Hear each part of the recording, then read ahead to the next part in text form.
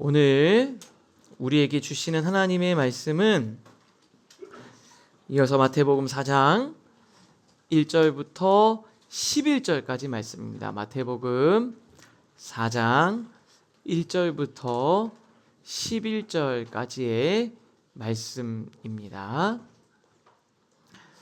우리 찾으셨으면 다 같이 한 목소리로 하나님 말씀을 봉독하겠습니다.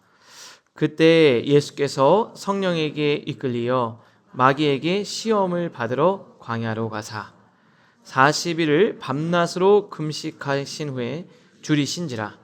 시험하는 자가 예수께 나와서 이르되 내가 만일 하나님의 아들이거든 명하여 이 돌들로 떡덩이가 되게 하라. 예수께서 대답하여 이르시되 기록되었을 때 사람이 떡으로만 살 것이 아니요 하나님의 입으로부터 나오는 모든 말씀으로 살 것이라 하였느니라 하시니, 이에 마귀가 예수를 거룩한 성으로 데려다가 성전 꼭대기에 세우고 이르되 내가 만일 하나님의 아들이거든 뛰어내리라. 기록되었을 때 그가 너를 위하여 그의 사자들을 명하시리니 그들이 손으로 너를 받들어 발이 돌에 부딪히지 않게 하리로다 하였느니라. 예수께서 이르시되 또 기록되었을 때 주 너의 하나님을 시험하지 말라 하였느니라 하시니, 마귀가 또 그를 데리고 지극히 높은 산으로 가서 천하만국과 그 영광을 보여 이르되 만일 내게 엎드려 경배하면 이 모든 것을 내게 주리라. 이에 예수께서 말씀하시되 사탄아 물러가라. 기록되었을 때 주 너희 하나님께 경배하고 다만 그를 섬기라 하였느니라. 이에 마귀는 예수를 떠나고 천사들이 나와서 수종드니라. 아멘. 우리가 흔히 이 시험에 들었다. 이 시험이라고 하면은 상당히 좀 치명적인 유혹이나 분명한 죄의 기로와 같은 약간은 좀 극단적인 이런 위기와 갈등 상황을 떠올리게 돼요.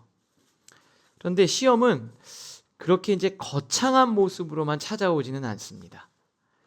오히려 평범한 일상에 지극히 자연스러운 필요를 타고 조용히 우리에게 스며듭니다.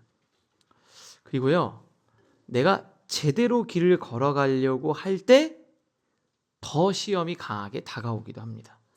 오늘 본문 1절 말씀을 다시 한번 보면 이렇게 되어 있습니다. 그때 예수께서 성령에게 이끌리어 마귀에게 시험을 받으러 광야로 가사.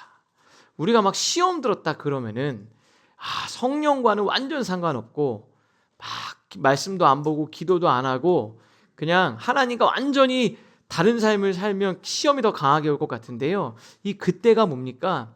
예수님이 질서와 과정에 순종하면서 어떻게 했습니까? 세례를 받으셨어요.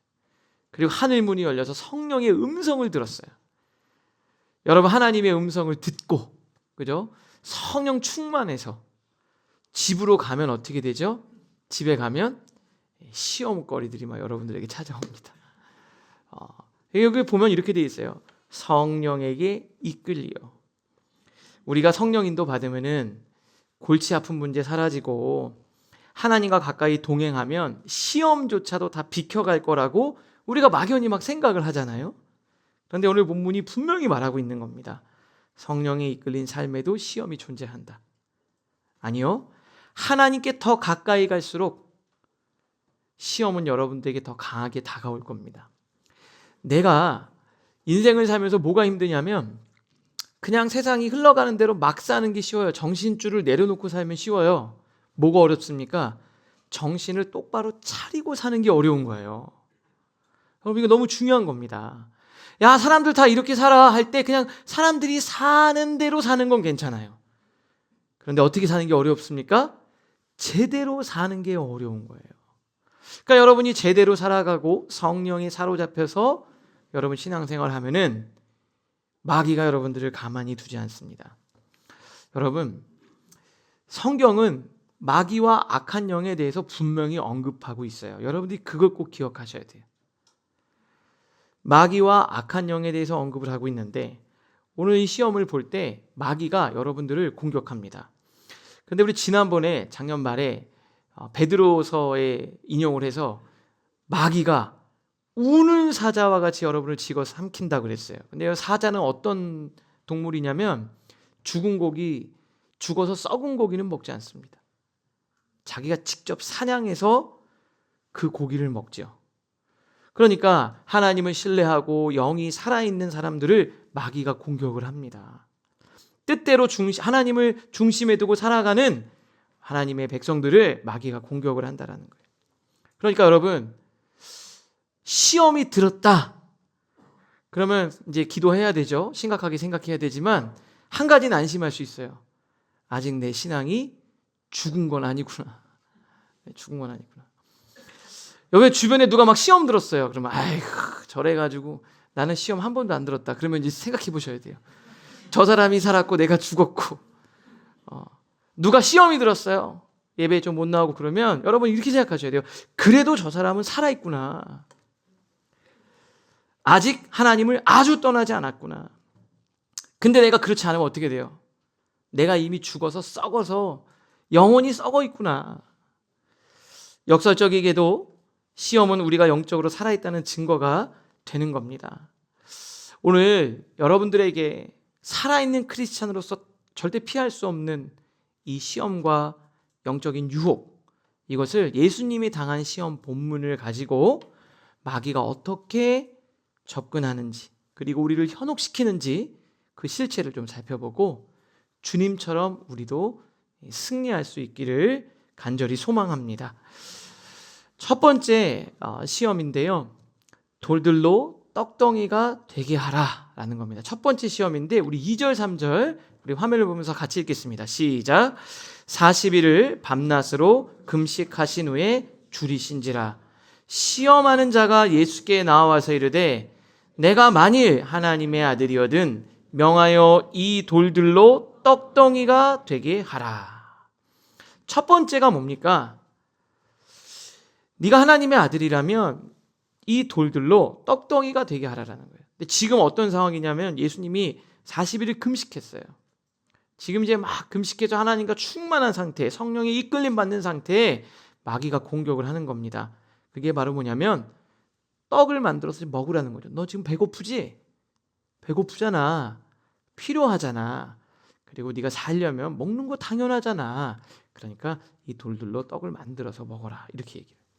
근데 이 본문을 이 마귀의 시험을 보면은 사치스러운 요리를 먹으라고 한 게 아니잖아요. 야, 너 먹는 게 뭘 그러냐.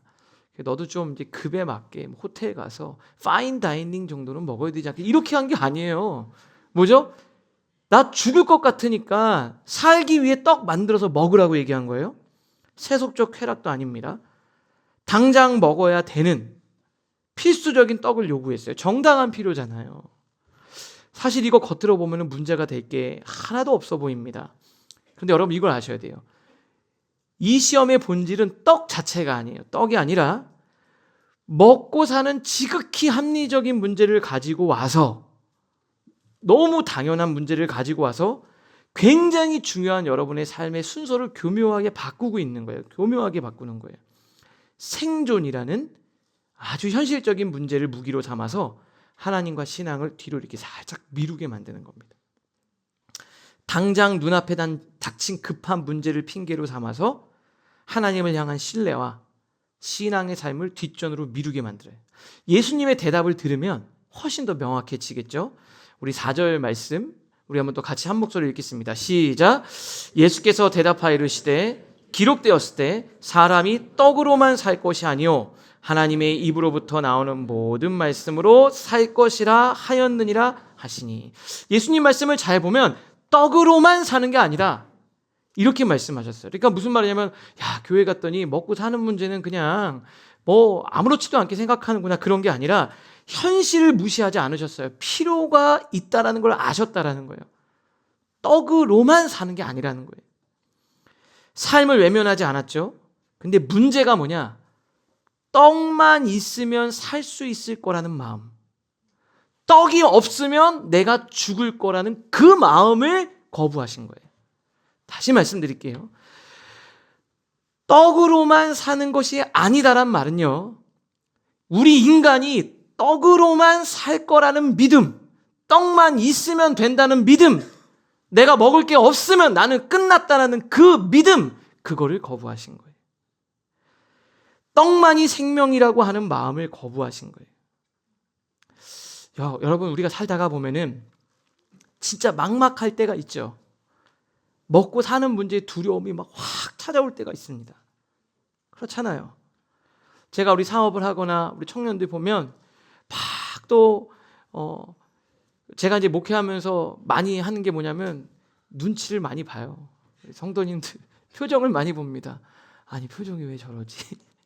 무슨 문제 있나? 표정이 좀 안 좋아. 어때? 그러면 요즘에 뭐 조금 힘들어요. 그리고 막 일이 좀 되다가 없으면 또 그게 엄청난 두려움으로 찾아와요. 막 롤러코스터 타듯이 막 요동칩니다. 그러면 그럴 때가 듣잖아요. 이러다가 내가 끝나는 거 아닌가? 어떡하지? 여러분, 그때 이렇게 하는 거예요. 우리가 망할까? 아니요. 사람이 떡만으로 사는 게 아니다. 지금 이거 안 된다고 나 죽지 않는다라는 거예요. 하나님의 말씀이 있는 한 죽지 않아요. 여러분의 먹고 사는 문제, 경제, 사업 갑자기 막힐 때가 있잖아요. 그러면 여러분 부부끼리 어떤 생각합니까? 어떤 이야기 합니까? 이러다가 우리 망하는 거 아니야? 그때 여러분 어떻게 하셔야 돼요? 그런 얘기를 들었어요. 남편이 우리 어떻게 해 이제 생활비 얼마 남지도 않았어. 이제 큰일 났어. 그럼 어떻게 해야 돼요? 성경책 4장, 마태복음 4장 4절. 기록되었을 때 사람이 떡으로만 살 것이 아니요, 이렇게 얘기를 하셔야 됩니다. 하나님의 입으로부터 나오는 모든 말씀으로 살 것이다 라고 선언하는 게 중요한 거예요. 여러분, 이때 선포하셔야 돼요. 사람이 떡으로 살 것이 아니라 하나님의 입으로 나오는 모든 말씀으로 산다고 말씀하셨다. 여보, 이 말씀대로 우리 하나님의 말씀을 붙드는 한 우리는 죽지 않아. 이게 첫 번째 하나님이 우리에게 말씀하시는 메시지예요. 그렇게 선포하실 수 있기를 주님의 이름으로 축복합니다. 그런데 마귀가 자꾸 어떻게 되냐면, 너무 당연한 얘기잖아요. 틀린 말 아니잖아요. 그러니까 그걸 하면서 하나님과 현실의 필요를 자꾸 바꿔버리는 거예요. 그러니까 어떻게 돼요? 그럼 막 불안하잖아요. 그러니까 어떻게 됩니까?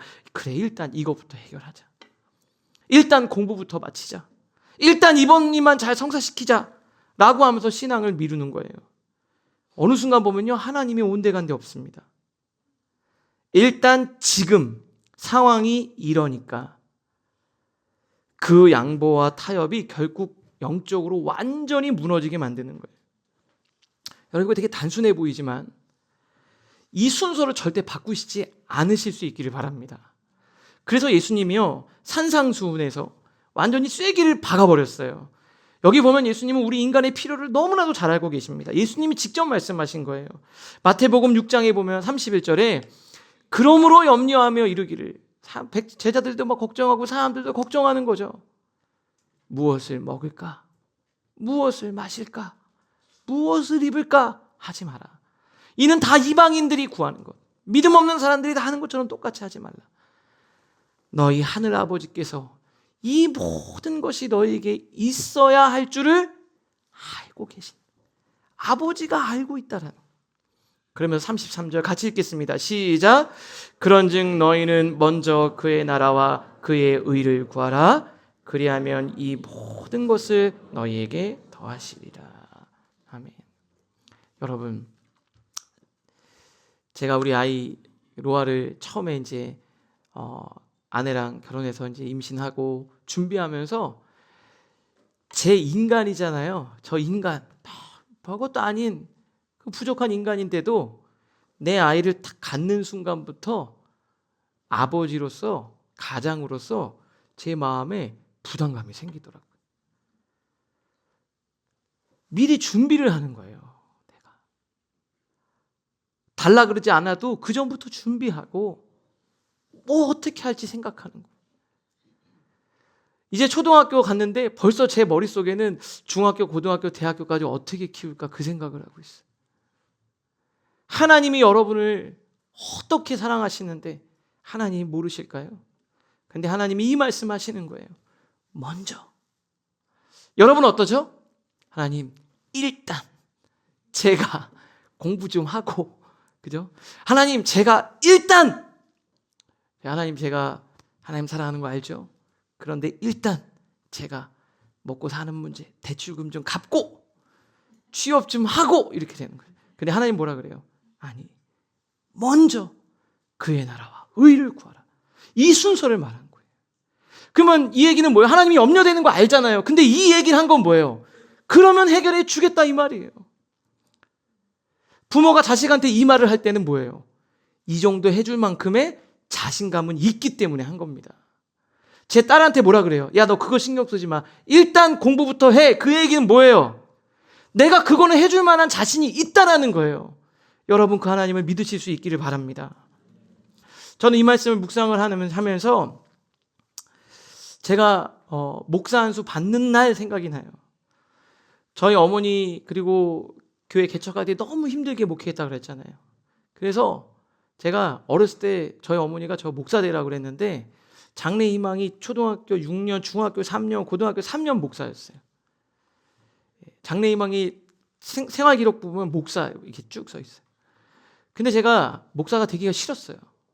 너무 힘들게 목회하는 걸 보니까. 그래서 어머니한테 그랬어요. 나는 목회 안 하겠다. 그래서 신학교를 갔다가 자퇴를 했습니다. 근데 하나님을 제가 만나니까 하나님을 제가 만난 거예요. 다시는 안 오겠다고 얘기한 거를 제가 제 발로 다시 걸어 들어갔어요. 그 하나님을 만나고 나니까 그 진리를 알고 나니까 가게 되더라 이 말이에요. 그래서 제가 이제 목사 안수를 받는 날이에요. 다음 주면 제가 목사 안수를 받아요.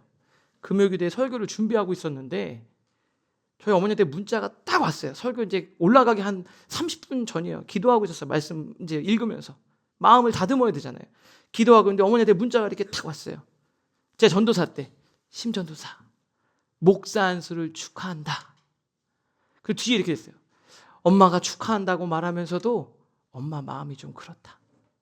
왜냐하면 그 길은 내 자아가 죽고 욕심이 죽고 예수 그리스도 안에서 나를 부인하면서 가는 길이기 때문이야. 근데 제가 얼마나 먹고 사는 거, 가난한 거, 힘든 거 이걸 걱정했는지 엄마 아시잖아요. 아들이니까. 이렇게 얘기했어요. 먹고 사는 거 걱정하지 마라. 공중의 새를 봐라. 들에 핀 백합화를 봐라.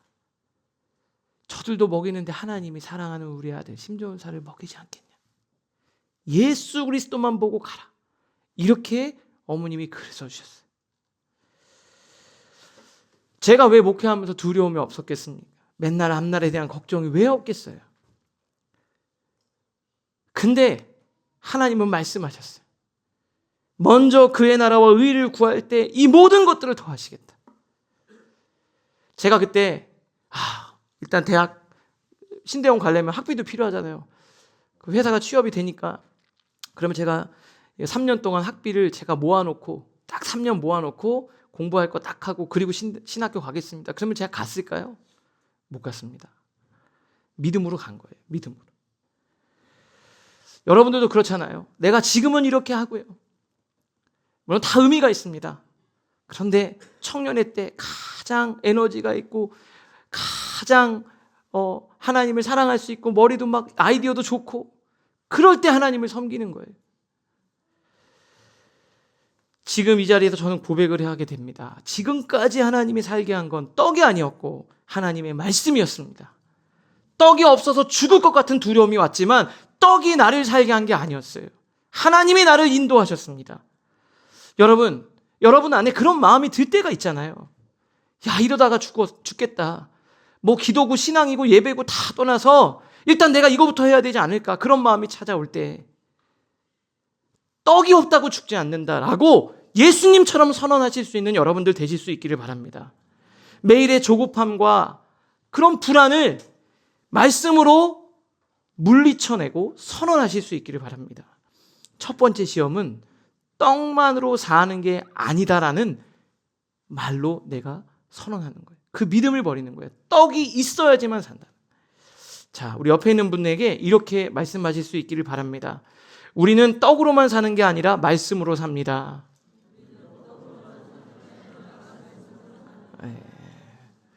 자, 두 번째, 우리 한번 같이 읽겠습니다. 시작.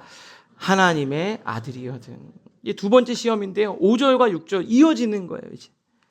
그랬더니 마귀가 이번에 어떻게 하냐면요, 예수를 거룩한 성으로 데려다가 성전 꼭대기에 세우고, 여기서 거룩한 성을 다른 복음서에 보니까 예루살렘 성전이에요. 예루살렘 성전 꼭대기에 탁 대어놓고 6절에 보니까 이렇게 돼 있습니다. 네가 만약 하나님의 아들이라면 뛰어내려라. 기록되었을 때 그러면 시편의 말씀을 인용하면서 네가 탁 뛰어내리면 하나님께서 천군 천사를 보내서 붙잡아! 이래서 뛰어내리면 천사들이 와가지고 땅에 탁 떨어지기 전에 싹 잡아가지고 널 이렇게 안전하게 땅으로 내려오게 하지 않겠냐. 그러면은 사람들이 와, 역시 하나님의 아들이구나. 정말 너 하나님이 이렇게 되지 않겠냐. 뭘 이렇게 힘들게 하나님의 아들이라는 걸 증명하려고 하냐. 네가 진짜 하나님의 아들이라면 여기서 뛰어내려 보면은 천사들을 보내서 너를 지킬 거니까 한번 확인해 보자. 네가 진짜 사랑받는 아들인지 하나님의 아들인지 아닌지 한번 증명해 봐라. 확인해 봐라. 라고 이야기하는 거예요. 이때 예수님이 뭐라고 답변을 하셨냐? 7절 말씀 우리 같이 읽겠습니다. 시작. 예수께서 이르시되 또 기록되었을 때 주 너의 하나님을 시험하지 말라 하였느니라 하시니. 자, 하나님을 시험하지 말라 그랬어요. 참 마귀가요 간사합니다. 자꾸 헷갈리게 만들어요. 여러분, 사랑은 확인하고 싶은 마음이 들지요. 확인하고 싶잖아요. 그리고 사랑의 확신을 가지고 하나님이 지켜주실 거라고 믿음으로 뛰어내리는 게 믿음처럼 보이기도 하잖아요. 그잖아요. 너 그거 못 믿어? 그 정도 할 수 있지 않아? 그리고 또 하나님 나 진짜 사랑하시나? 이거 내가 확인하고 싶은 마음이 있잖아요. 그런데 여러분, 여기에 함정이 있어요. 왜 시험하지 말라 그랬냐? 이게 뭐가 문제냐면 제가 말씀 보니까 첫 번째, 내가 원하는 타이밍에 내가 원하는 방식으로 하나님 당신이 움직여야 된다는 거예요. 다시 말씀드릴게요. 내가 정한 때와 내가 정한 방식으로 상대방이 작동해야 된다는 거예요. 이건 신뢰가 아니죠. 이게 뭡니까? 이거 조종입니다. 하나님을 조종하려는 마음이에요. 창조주 하나님을 믿는 게 아니라 내 기대에 맞게 맞는 하나님을 만들고 싶은 교만이에요. 두 번째, 이게 또 뭐가 문제냐면 이게 더 심각한 것 같아요. 내가 정해놓은 틀과 그 방식에 맞지 않으면 하나님이 이전에 나한테 부어주었던 모든 사랑과 그 고백을 다 부정하는 게 됩니다. 심지어 어떻게 됩니까? 하나님의 아들이라는 것, 하나님의 자녀라는 정체성도 거부하게 되는 문제가 발생하는 거예요. 이건 설정 자체가 문제예요. 근데 여러분 잘 생각해 보세요. 이게 하나님과 우리와의 관계에서만이 아니라 가까운 우리 인간관계에서도 적용이 돼요. 우리가 종종 마음속에 내가 문제를 내요. 그리고 내가 정답을 정해놓고 상대가 그 정답을 쓰는지 안 쓰는지 뭐하고 있죠? 테스트하는 경우들이 있어요. 설마 그런 부부들은 있지 않겠죠? 내일 내 생일인데 기억하나 안 하나 한번 보자. 하루 종일 문자가 안 와. 그죠? 아니, 남들은 지금 화이트데이라는데 꽃이 안 와. 그죠? 결혼기념일 챙기나 안 챙기나 한번 보자. 오늘 나 컨디션이 안 좋아 여보 말했는데 오늘 늦게 들어오나 일찍 들어오나 한번 보자. 여러분, 겉으로 아무 말도 안 하지만 이거 뭡니까? 내가 이미 답을 정해놓은 거예요. 근데 문제가 뭐죠? 문제가 뭡니까? 상대가 내가 정해놓은 방식과 기대대로 움직이지 않으면 어떻게 되죠? 나를 사랑하지 않는구나. 아니, 나를 사랑한다면서 이게 그렇게 어려워? 남들은 다 챙겨주는데, 남들은 다 이거 해주는데, 그러면서 마음 문을 닫아버리고 관계가 깨지는 거예요. 아까 제가 두 번째 뭐라 그랬죠? 그러면 어떻게 됩니까? 그 이전에 나를 오랜 시간 동안 쌓아오고 나한테 보여줬던 그 수고와 사랑은 하나도 없어지고 사랑 전체를 부정하는 거예요. 여러분, 하나님은 우리를 어떻게 사랑하셨습니까? 십자가에서 죽기까지 우리를 사랑하셨는데 내가 정해놓은 이거 가지고 그 하나님의 모든 사랑을 다 거부해버리는 거예요. 하나님을 그대로 적용하죠. 내 마음속에요, 나만의 시간표와 나만의 응답 방식이 있어요, 여러분이. 그리고 하나님을 테스트하는 거죠. 하나님, 제가 사업을 하는데 제가 이번에는 이 정도 매출은 좀, 하나님 저 사랑하신다면 이 정도 해주실 수 있으시죠? 또 여러분도 그러잖아요. 하나님 저 사랑하신다면서 내 자녀 위해서 기도하는데, 아니 다른 집 자녀들은 그렇게 해주시면서 저는 하나님 저 사랑하시기 때문에 우리 자녀의 이런 합격, 이 정도 문제는 해결해 주실 줄 저는 믿습니다, 이렇게 기도. 아니 결혼 문제를 해결해 주시지 않는 걸 보니까요, 하나님 저를 사랑하지 않으시나 봐요. 제가 우리 부모님 살려달라고 그렇게 간절하게 기도했는데 어떻게 하나님 데려가실 수 있습니까? 하나님 계신지 전 모르겠습니다. 안 계신 것 같습니다. 겉으로 기도처럼 보이지만 마음속에 이미 내가 정해놓은 기준이 있어요. 그리고 하나님을 내가 원하는 방향으로, 내가 원하는 타이밍으로 움직여주기를 내가 요구하는 거예요. 근데 그렇게 안 되면 어떻게 됩니까? 단단히 시험에 들죠. 하나님이 나를 사랑하신다면서. 아니 사람들이 야 너 하나님의 아들이라며. 아니 하나님 제가 이런 소리 들어야 되겠습니까? 내가 이 정도로 부르짖었는데 이거 하나 안 들어줍니까? 하나님 그게 그렇게 어려우십니까? 그러면서 하나님을 떠나게 되는 거예요. 교회를 떠나게 되는 거예요. 마귀가 노리는 게 이거예요. 사랑 전체를 못 보게 하고 내 기대가 이루어지지 않았다는 그거 하나 가지고 우리를 넘어지게 만드는 거예요. 섭섭함을 증폭시키고 생명의 자리를 내가 걸어 나가게 만드는. 여러분 생각해 보세요. 내가 하나님의 뜻대로 내 뜻대로 하나님이 움직여 주시지 않는다고 해서 하나님의 사랑에 의심이 되세요? 예수님은 우리를 위해서 십자가에서 죽으셨어요. 우리가 지금 사순절을 보내고 있습니다. 이미 온 몸을 다해 우리에게 사랑을 증명해 주셨다 이 말이에요. 완벽히 그 사랑을 증명하셨어요. 의심하지 마시고 시험하지 마시고 하나님을 신뢰하실 수 있기를 바랍니다. 제가 보니까 사랑은요, 시험을 하면 할수록 멀어지는 것 같아요. 그리고 신뢰하면 할수록 풍성해지고 깊어져요. 집에 가서 혹 이 남편과 아내 이렇게 테스트를 하려고 마음을 먹으셨던 분들은 시험하지 마시고 신뢰하실 수 있기를 바랍니다. 그런 마음이 올 때 어떻게 하죠? 주 너의 하나님을 시험하지 말라. 이 얘기 잘 보세요. 하나님께 질문하지 말라가 아니라 여러분이 정해놓은 그 조건 속에 하나님을 가두지 말라는 거예요. 확신 그리고 하나님을 향한 그 신뢰의 자리로 여러분은 다 나가실 수 있기를 주님의 이름으로 축복합니다. 사역하면서도 그렇잖아요. 하다가 누가 이렇게 해서 딱 했는데 나한테 해주나 안 해주나. 그게 아니라 이미 그 전에 생각해 보세요. 충분히 사랑을 표현했어. 그러면 어떻게 해요? 혹시 제가 이게 좀 누락된 것 같은데 목사님 맞으신가요? 제가 그렇습니다. 제가 실수한 거지 여러분들을 빼뜨리려고 한 거 전혀 아닙니다. 여러분 가서 남편이 너무 정신없는 것 같아요. 그럼 어떻게 해요? 어떤 분은 그렇다고 하더라고요. 달력에다가 생일을 막 크게 표시해가지고 절대 잊어버리지 않을 수 있도록 아침에 나갈 때 얘기하고 미리 얘기하고. 여러분 하나님의 사랑을 의심하지 마세요. 그렇지 않는다고 하나님 여러분 사랑하지 않으시는 거 아닙니다. 우리 하나님의 사랑은 여러분을 향해 서 있어요. 마지막 세 번째 시험입니다. 내게 엎드려 경배하면. 우리 8절 9절 말씀 같이 읽겠습니다. 시작.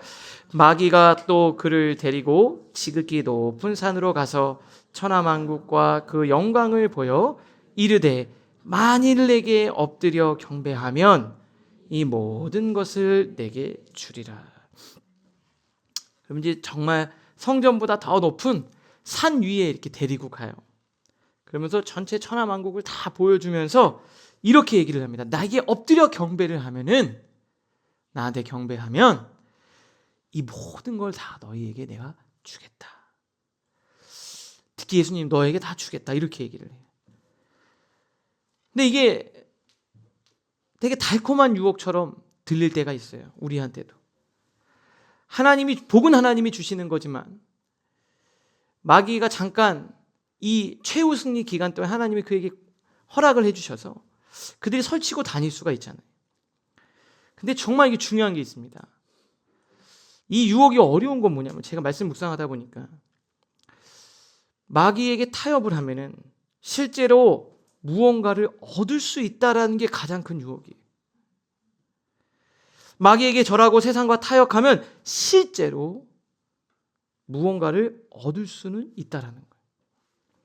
양심 조금 내려놓고요, 신앙 조금 뒤로 하고 세상 방식에 무릎을 꿇으면 통장 잔고가 늘어날 수 있어요.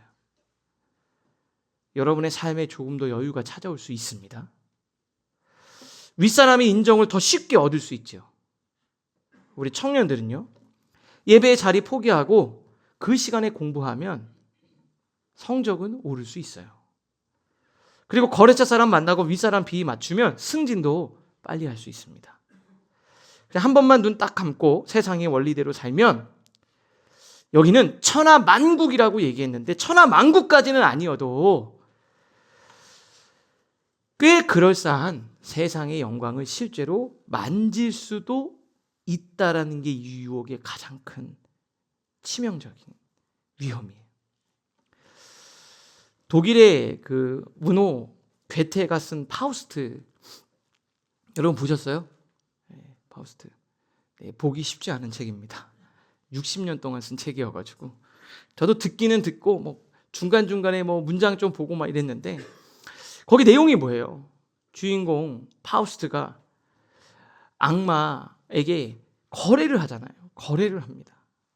처음에 악마가 하나님한테 가서 내가 이 파우스트를 한번 시험해도 되겠습니까? 하나님과 마귀가 또 거래하고, 두 번째는 파우스트와 메피스토펠레스랑 둘이서 마귀랑 계약을 맺어요. 근데 내용이 이거예요. 악마가 파우스트에게 세상의 쾌락과 지식과 젊음과 성공을 다 주겠다는 거예요. 그리고 네가 이 땅에 사는 동안 내가 너의 종으로서 역할을 다 할 테니까 대신 뭘 줘야 되냐? 그랬더니 세상이 끝날 때는 역할을 바꿔야 된다. 네가 내 종이 되는 거다. 이 땅에서 영광을 다 주는 대신 네 영혼을 나한테 팔아라. 책에 보니까 인용해보니까 이렇게 돼 있어요. 이 세상에서 내가 하인 노릇하면서 당신의 지시에 따라 쉬지 않고 일하겠습니다. 이게 마귀가 하는 일이죠. 대신 저 세상에서 다시 만날 땐 당신이 나에게 같은 일을 해주셔야 됩니다. 근데 파우스트가 뭐라 그래요? 저 세상 따위는 개의치 않네. 자네가 우선 이 세상을 박살내버린다면 다음 세상이 생겨나서 무슨 상관이겠나. 이 땅에서만 나의 기쁨이 샘솟고 이 태양만이 내 노고를 비출 뿐일세. 그 다음에 무슨 일이든 될 대로 되라지. 여러분, 이게 지금 우리에게 이 본문에서 있는 이 유혹이에요. 마귀가 우리에게 내놓는 계약서가 마찬가지입니다. 알량한 양심이나 한 번만 눈 감아. 그러면은 네가 원하는 그런 것들을 내가 줄 수 있어. 성적, 학벌, 돈, 승진 줄 수 있어. 예수님이 어떻게 합니까? 이 유혹을 거절합니다. 10절. 예수께서 말씀하시되 사탄아 물러가라. 기록되었으되 주 너의 하나님께 경배하고 다만 그를 섬기라 하였느니라. 예수님이 왜 그랬을까요? 그러면 그냥 좀 쉽게 갈 수 있지 않을까?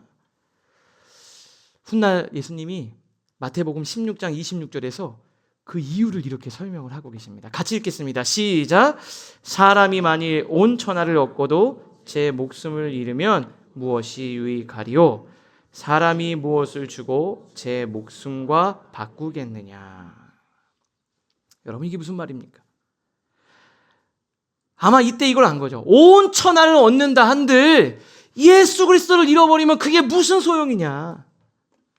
여러분이 다 얻었지만 내 영혼이 병들고 내 영혼이 죽으면 그 온 천하, 그 성공, 그게 무슨 소용입니까? 한번 잘 생각해 보세요. 여러분들은 신앙생활하면서 우리가 신앙생활할 때 가장 중요한 게 있습니다. 신앙생활 하면서 교회에서 기도하고 말씀 보면서 내가 뭘 더 얻느냐, 이게 중요한 건 아니에요. 제일 중요한 게 뭐냐면 진리를 얻는 겁니다. 이거 진리를 얻는 거예요. 두 번째는 우리가 진짜 사는 겁니다. 영생을 소유하는 거예요. 그런데 여러분은 교회를 다니고 다니지 않고 내가 신앙생활 하고 안 하고의 유무를, 내가 교회를 와서 신앙생활 했더니 내 삶이 조금 더 윤택해지고 내가 조금 더 수입이 늘어나고 내가 하고 싶은 즐거움이 더 많아지면 신앙생활을 하는 거고 아니면 안 하는 거고. 이렇게 보면 여러분 제일 중요한 거 놓칠 수 있어요. 뭐라 그럽니까? 온 천하를 다 얻어도 생명을 잃으면 무슨 소용이냐는. 지금 이게 생명과 맞바꾸는 거라는 거예요. 야, 교회 왔더니 현실적 도움이 하나도 안 되네. 피곤한데. 시간만 뺏기고. 헌금하면 경제적으로 손해보고. 야, 세상 사람들 다 하는 거 재밌는 거 하지도 못하고. 이 유혹이 제일 무서운 게 뭔지 아세요? 여러분이 오늘 하나님 떠나서 세상과 타협을 하면 여러분은 지금보다 훨씬 더 많은 것들을 얻을 수 있다라는 것이 어느 정도 사실이에요. 주말에 더 많은 여유를 누릴 수 있죠. 어떻게 된 게 주일날 딱 걸리니까 여행 가기가 좀 애매하네. 내가 주일날 뭐만 하면은 내가 더 사업하는데 좀 도움이 될 텐데. 더 풍요로워질 수 있어요. 근데 여러분, 이 예수님의 이 말씀을 꼭 아셔야 돼요. 사람이 만일 온 천하를 얻고도 제 목숨을 잃으면 그것이 무엇이 유익하겠냐. 저는 오늘 이 말씀을 묵상을 하면서 저도 막 그런 생각이 드는 거죠. 목회자로서 진짜 저 하나님한테 그런 기도 진짜 많이 했어요. 하나님, 딱 신앙 예배 잘 안 드리는데 청년 오랜만에 딱 와서 예배 드리면 제가 예배 드리고 나서 목사님 성적이 막 올라요. 그럼 얼마나 좋습니까? 하나님. 하나님도 좋고 저도 좋고. 야, 말씀 받더니 지혜가 막 임해요. 토익 점수가 막 올라요. 하나님도 좋고 저도 좋고. 아니 근데 왜 갑자기 주일날 예배를 드리는데 성적이 떨어집니까? 하나님, 이게 아구가 안 맞잖아요. 이게 박수가 맞아야지 우리 하나님 이게 사역이 될 텐데. 아니 오늘 와서 기도하라 그랬더니 왜 환난이 옵니까? 하나님, 저 힘듭니다. 저도. 그런데 제 마음속에 그런 마음이 드는 거예요. 온 천하를 얻고도 생명을 잃으면 그게 뭐가? 우리는요, 영원한 생명을 얻는 사람들이에요. 진리의 길을 걸어간다는 것 자체가 우리에게 너무나도 의미가 있는 겁니다. 여러분, 그러고 살아가다가 여러분의 영혼이 다 빼앗기고 어느 날 하나님이 여러분 부르려고 할 때 넌 아니야. 너 믿는다고 했지만 사실 너는 나를 믿은 게 아니야. 그렇게 얘기하면 여러분 어떻게 하실 겁니까? 어느 날 하나님이 저한테 와서 신목사, 네가 잘못한 거야. 너가 잘못 가르쳐서 그래. 예수님, 나는 그렇게 얘기한 적이 없어. 그게 저는 두렵습니다. 세상의 그 어떤 영광과도 바꿀 수 없는 나를 위해 피와 살을 찢기신 십자가의 가치가 오늘 여러분들이 예배를 드리고 그리스도인으로서 살아가게 되는 가장 큰 원동력이 될 수 있기를 주님의 이름으로 축복합니다. 여러분, 예수 그리스도의 십자가를 진정으로 만난 사람은 세상의 떡과 영광과 천하 만국 앞에서 구걸하지 않습니다. 세상 사람들이요, 천하 만국을 얻기 위해서 악마의 계약서에 기꺼이 사인을 하죠. 피로 서명을 합니다. 그리고 나서 계약을 잘했다 그래요. 그런데요, 우리는 그것을 거부합니다. 사탄아 물러가라. 난 하나님만 예배하겠다. 여러분, 우리의 신앙이 중요한 겁니다. 세상에서 무엇을 더 얻을까의 싸움이 아니에요. 다시 말씀드릴게요. 여러분의 신앙이 내가 세상에서 뭘 더 얻을까의 싸움이 아니라 내 영혼이 진정 누구를 예배하느냐가 싸움이 돼야 되는 거예요. 하나님이 아니라 자신을 예배하라고 유혹을 해도요, 오직 주 너의 하나님을 예배하라. 난 하나님만 예배하겠다. 난 하나님만 예배하겠다. 그렇게 선포하는 우리 라이프처치 성도님들 되실 수 있기를 바랍니다. 걱정이 되는 거죠. 우리 여러분들의 영혼이 다 건강한가? 혹시 천하만국은 아니더라도 승진과 성공과 돈과 풍요를 쫓아가다가 우리 성도들 생명 다 내가 빼앗긴 것 아닌가? 오늘 이 말씀이 여러분의 심령을 울려서 다 주님께로 돌아오는 우리 사랑하는 라이프처치 성도들 모두가 되실 수 있기를 주님의 이름으로 축복합니다.